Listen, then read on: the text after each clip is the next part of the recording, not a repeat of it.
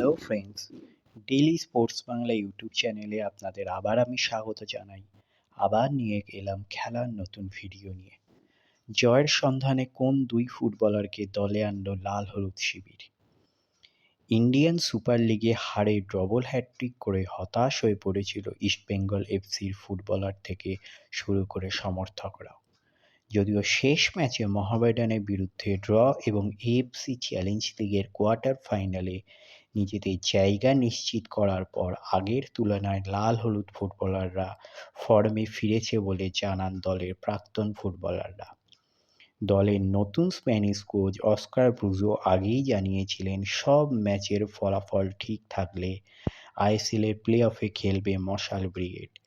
এরই মধ্যে ইস্টবেঙ্গলের নাম লেখালেন আরও দুই ফুটবলার।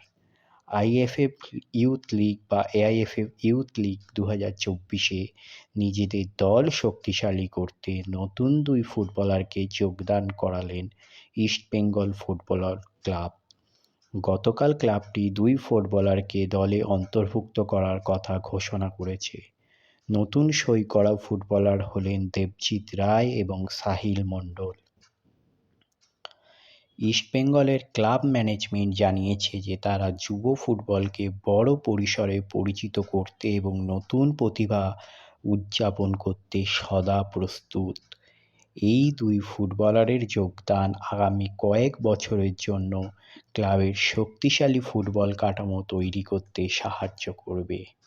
এই হলো আজকে আমার ভিডিও। তাহলে আবার বলছি, আমার চ্যানেল যদি আপনাদের ভালো লেগে থাকে অবশ্যই আমার চ্যানেলটিকে আপনারা সাবস্ক্রাইব করুন এবং পাশে রাখা বেল আইকনটিকে ক্লিক করে দিন যাতে সবার প্রথমে আপনারা আমার ভিডিও দেখতে পান। ধন্যবাদ।